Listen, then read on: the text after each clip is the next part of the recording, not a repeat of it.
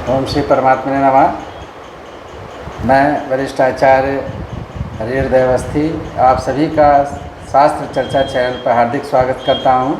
हम लोग को प्रातः स्मरणीय गुरुजी प्रोफेसर भगवत शरण शुक्ल वेद मूर्ति तपोनिष्ठ गीता उपनिषद और धर्मशास्त्र के विशेषज्ञ मांडुक्य उपनिषद पर ज्ञान दे रहे हैं। तो हम चलते हैं गुरुजी की ओर।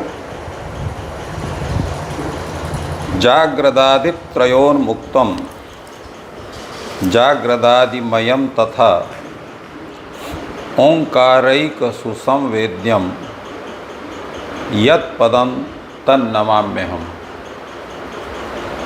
कृष्णाय वासुदेवाय हरये परमात्मने प्रणतक्लेशनाशाय गोविंदाय नमो नमः।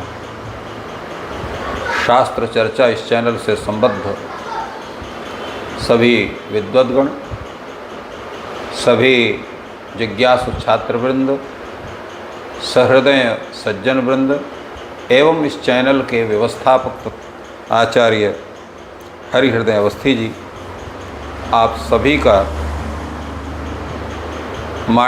मांडुक्योपनिषद के इस विचार परंपरा में स्वागत है। वर्तमान में हम लोग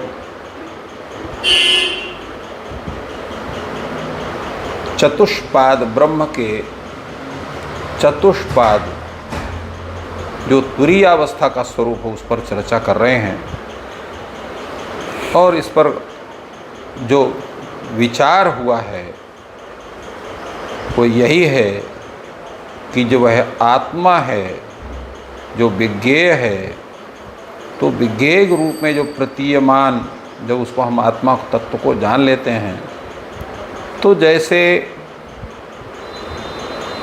रज्जु में सर्प की प्रतीति होती है, जैसे शुक्ति में रजत की प्रतीति होती है,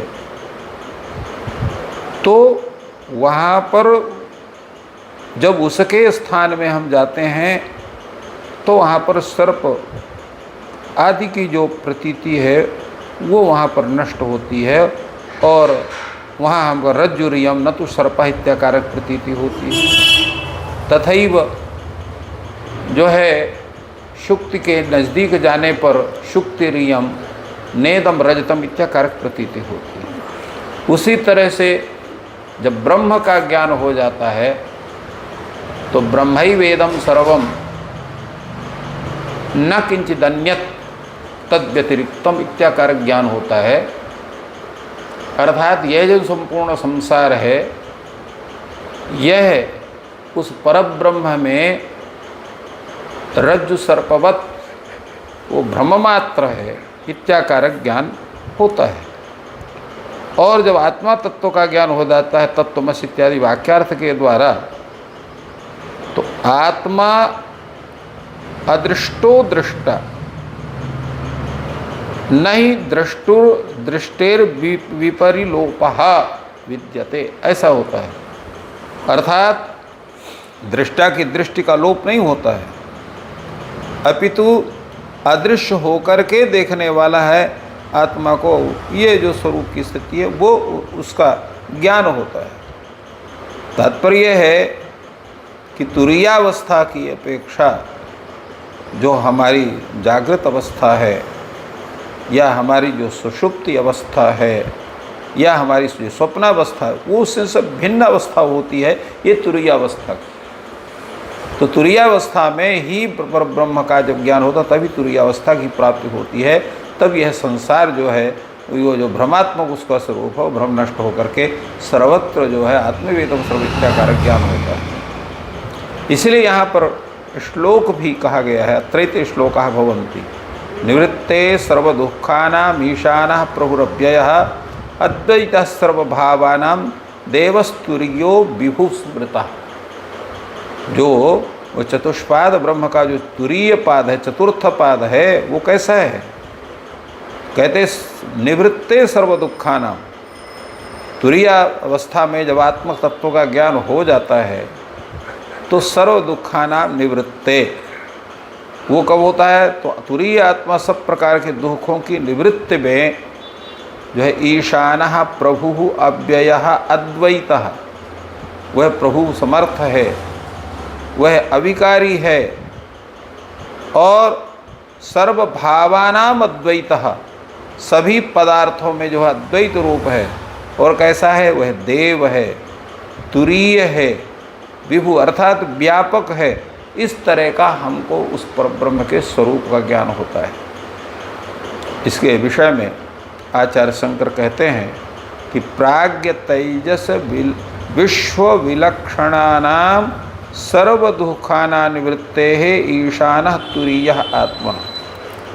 क्योंकि जो हमने 3 अवस्थाओं से संप्राप्त जो चतुष्पाद ब्रह्म के जो 3 पाद हैं, जो प्रथम है वो जो है तो वो प्रज्ञ के रूप में, तेजस के रूप में, विश्व रूप के रूप में, माने जागृतावस्था, सुषुप्ति अवस्था, स्वप्नावस्था और सुषुप्ति अवस्था में। तो प्राज्ञ तेजस विश्व लक्षणानाम, प्रथम प्राज्ञ है, दूसरा तेजस है और तीसरा जो है वो उसको वैश्वानर भी हम लोग कहते हैं, विश्व लक्षणानाम कहा। सर्व दुखानाम निवृत्ते है।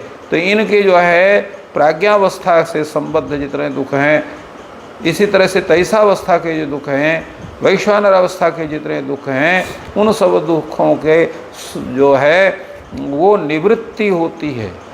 जब निवृत्ति होती है तो निवृत्त होने पर ईशानः तुरीयः आत्मा, तब वह ईशान जो प्रभु है वो तुरीय ब्रह्म का हमें ज्ञान होता है, तभी इनकी दुख की निवृत्ति होती है।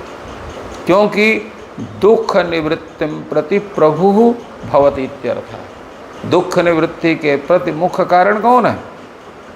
तो दुख निवृत्ति के प्रति जो है जो समर्थ है वो परमात्मा ही, अर्थात उसका जो ज्ञान है परब्रह्म का, वो ज्ञान ही उसमें समर्थ है। इसलिए उसको अव्यय कहते हैं। अव्यय का तात्पर्य क्या होता है? अव्ययः न वेति स्वरूपात् न व्यभिचरित इति यावत्। जो अपने स्वरूप से कभी भी व्यभिचरित नहीं होता था, उसका स्वरूप जो है कभी भी कम नहीं होता है, न अधिक होता है, ऐसा है। न वेति अर्थात विकारम न प्राप्त होती इत्यर्थ है, विकार को प्राप्त नहीं करता है। तो यह कैसे हो सकता है? तो कहा इसलिए कि वो अद्वैत है। और कैसा है वो? सर्वभावानाम रज्जु सर्पन मृषत्वात् स एष देवः। सर्व जितने भी भाव हैं, भाव का अर्थ होता है पदार्थ। भाव माने भूयते या भूयन्ते उत्पद्यन्ते इति भावा पदार्थ। भाव माने होता है पदार्थ। जैसे भाव शब्द के बहुत से अर्थ होते हैं, परंतु यहाँ सर्वभावानाम कर सर्व पदार्थानां रज्जु सर्पवन मृषत्वात्। ये जितने पदार्थ हैं जो ब्रह्म में प्रतीत होते हैं, ये जैसे रज्जु में सर्प की प्रतीति वे तद्वत जो है परब्रह्म में संपूर्ण जितना इस संसार की प्रतीति है वो कैसी है? वो मृषा है, अर्थात वो जो है वो जो प्रतीति है वो मिथ्या है। स एष देवो द्योतनात्, वह देव है। क्यों है देव? द्योतनात्, क्योंकि वो प्रकाशित होता है, वो व्यापक होता है। तो वो व्यापक होने से, प्रकाशित होने से, प्रकाश करने होने से तुरीयः चतुर्थः विभु व्यापी स्मृतः, वह चतुर्थ व्यापी वह जो है परमात्मा स्मृत है, कथित है, शास्त्रों में उसका विचार हुआ है। इस पर जो है आगे विचार करते हुए आचार्य शंकर जो है अगली कारिका की जो है उसकी प्रस्तुति करते हैं। विश्वादीनाम सामान्य विशेष भाव निरूप्यते तुर्याथात्म्यावधारणार्थम। अर्थात जो ये वैश्वानर है, तेजस है, प्रज्ञ है, इनका जो सामान्य विशेष भाव है, यह सामान्य है, विशेष है, इत्याकारक जो भाव है, उस भाव का निरूपण करने के लिए तुरीय का यथार्थ स्वरूप समझाने के लिए यहाँ पर एक कारिका का अवतरण होता है। कार्य कारणबद्धौ ताविश्येते विश्व तेजसौ प्राज्ञः करणबद्धस्तु प्राज्ञः कारणबद्धस्तु द्वौ तौ तुर्येन सिद्ध्यता। कारण क्या है? जैसे चतुष्पाद ब्रह्म के 4 स्वरूप बताए गए।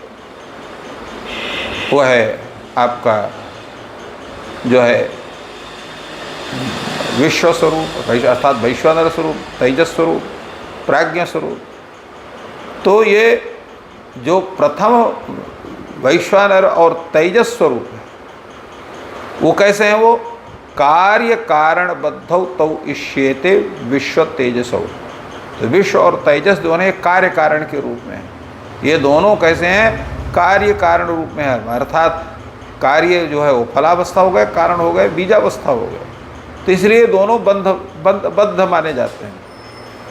और जो तीसरा है प्राज्ञ है, तो प्राज्ञ कारणबद्धस्तु, प्राज्ञ जो है केवल कारणबद्ध कारणावस्था से बद्ध है, वह जो है कार्यावस्था से बद्ध नहीं है। परंतु जो तुरीय ब्रह्म है वह जो है न कार्य से बद्ध है न कारण से बद्ध है, सबसे वो अतिरिक्त है। तो कार्य कारणबद्धौ ताविष्येते विश्व तेजसौ प्राज्ञा कारणबद्धस्तु तौ दौ तौ तुरीय न सिद्ध्यता, अर्थात कार्य कारण भाव कुछ भी जो है तुरीय ब्रह्म में नहीं होता। है तुरीय ब्रह्म का स्वरूप है, जिसकी व्याख्या करते हुए आचार्य शंकर कहते हैं कि कार्यम क्रियते इति फल भाव, जो किया जाए उसे कार्य कहते हैं। तो वो क्या रूप होता है? फल भाव रूप, अर्थात फल को उत्पन्न करने वाला होता है। और कारण क्या है? कारणम करोति इति बीज भाव, कारण जो है वो करोति ये बीज भाव को है, अर्थात कार्य हुआ फल स्वरूप और कारण हुआ बीज रूप। जब बीज होगा तभी फल होगा, बिना बीज के फल की स्थिति नहीं बनेगी। तत्वाग्रहणान्यथा ग्रहणाभ्याम बीज फल भावाभ्याम तौ यथोक्तौ विश्वतेजसौ बद्धौ संगृहीतौ इष्येते। तो यह जो तत्व का अग्रहण होने से, तत्व का ग्रहण होने से जो बीज फल रूप इनकी जो स्थिति है पदार्थों की, उससे विश्व स्वरूप और तेजस स्वरूप अर्थात जागृत अवस्था संप्राप्त और जो है स्वप्नावस्था प्राप्त जो है वो इनकी स्थिति होती है। और प्राज्ञ जो होता है उसको केवल बीज भाव होने के कारण बद्ध होता है, तो वो तत्व का अप्रतिबोध मात्र ही उसका बीज है, इसलिए उसको प्राज्ञ कहा गया। और ये दोनों जो स्वरूप हैं अर्थात बीज रूप भाव फल रूप भाव, ये जो है ये दोनों का जब संबंध नहीं होता है तब वह तुरीय ब्रह्म की स्थिति होती है। तो इस तरह से तुरीय ब्रह्म का भेद जो है वो वैश्वानर और तेजस से इस कारिका के माध्यम से मांडुक्य उपनिषद में बतलाया गया। तो इस प्रकार गुरु जी ने तुरीयावस्था का सरल शब्दों में विवेचन किया और हम लोगों को ज्ञान दिया। ईश्वर आपकी सहायता करें। आपका दिन शुभ हो। धन्यवाद।